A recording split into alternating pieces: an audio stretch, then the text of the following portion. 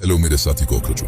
बाबा साहब अम्बेडकर कहा करते थे, education is the milk of a tigress, one who drinks it gets the power to roar. यानी शिक्षा शेरनी का दूध है, जो पिएगा वो दहाड़ेगा। पर आज का हमारा एजुकेशन सिस्टम देश के स्टूडेंट्स को दहाड़ना सिखाने की जगह बिल बिलाने पे मजबूर कर रहा है कि बार बार नीट का पेपर लीक हो जा रहा है। सरकार क्या कर रही है? 24 में वो उसमें भी लीक हो गया, अब 26 में भी आप कह रहे हो कि दोबारा लीक हो गया पेपर। एक पेपर अच्छे से कंडक्ट नहीं करा, ऐसी सरकार पे अपन भरोसा कैसे कर सकते हैं? सिर्फ पिछले 7 सालों में 70 से ज्यादा पेपर लीक्स ने ऑलमोस्ट 2 करोड़ स्टूडेंट्स की लाइफ और मेंटल हेल्थ पे भारी नेगेटिव इम्पैक्ट छोड़ा है। ये मेरा पड़ा था बेगूसराय, ये पड़ा था मेरा बक्सर में। ठीक है सर, 2 दिन स्टे किए थे, 4000 रुपए लगा था।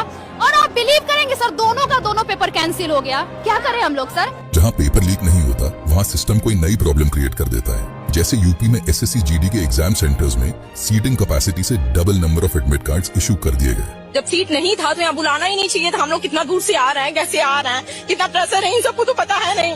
सुबह से 4:30 बजे से हम निकले हैं, लाइब्रेरी से पढ़ के डायरेक्ट पेपर देने आ रहे हैं यहाँ पे। फिर जहां लीक और एग्जाम सेंटर की प्रॉब्लम ना हो, उस एग्जाम में क्वेश्चन पेपर ऐसा बना दिया जाता है कि आंसर नॉलेज के मेरिट पे नहीं बल्कि तुक्के मार के देना पड़ता है। यूपीएससी के लिए एक मैं बेटर चीज बता देता हूँ कि एग्जाम देना बंद करो, ये सिक्का लिया करो, बच्चों को एग्जामिनेशन सेंटर के बाहर बुलाओ, जिसका हेड आया उसका पास, जिसका टेल आया उसकी पूंछ काट के घर भेज दो। क्योंकि ये एग्जाम सिर्फ और सिर्फ लक बेस्ड है यार, तुम नॉलेज चेक थोड़ी ना कर रहे हो। अब तो तुम टाइम पास करने लग गए हो। तो ये पेपर लीक तो नहीं है, लेकिन स्टूडेंट्स की जिंदगी बर्बाद इससे भी होगी, बस तरीका अलग है। स्टूडेंट्स की जिंदगी बर्बाद करने के इनोवेटिव तरीकों में अब हमारा सिस्टम टेक्नोलॉजी का भी बढ़िया इस्तेमाल कर रहा है।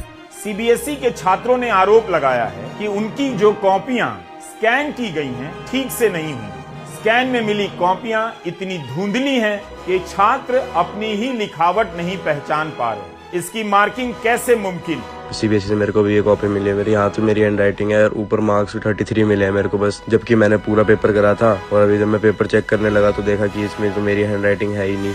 और जब इन परेशान स्टूडेंट्स के लिए सीबीएसई ने कोई ग्रीवेंस रिड्रेसल सिस्टम प्रोवाइड नहीं किया था, तो स्टूडेंट्स नेचुरली सोशल मीडिया पे आए और कंप्लेन करने लगे।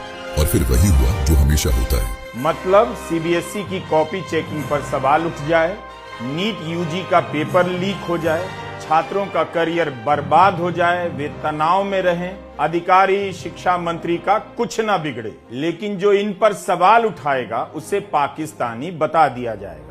तो इसीलिए मैं खुद को Pakistani sponsored opposition funded cockroach declare करते हुए पीएम मोदी को एक चैलेंज देना चाहता हूँ कि सर, अगर आपने एजुकेशन के किसी भी मुद्दे पर एक प्रेस कॉन्फ्रेंस करके स्टूडेंट्स के टूटे हौसलों पर थोड़ा मलहम लगाने का मास्टर स्ट्रोक करते हैं, तो मैं ये प्रॉमिस करता हूँ कि मैं ना सिर्फ अपने सोशल मीडिया हैंडल्स का नाम बल्कि इस वीडियो पे कोलैबोरेट करने वाले हर क्रिएटर के हैंडल का नाम चेंज करवा के नरेंद्र मोदी फैन क्लब रखवा दूंगा। अच्छा, बोले ऐसा होता है।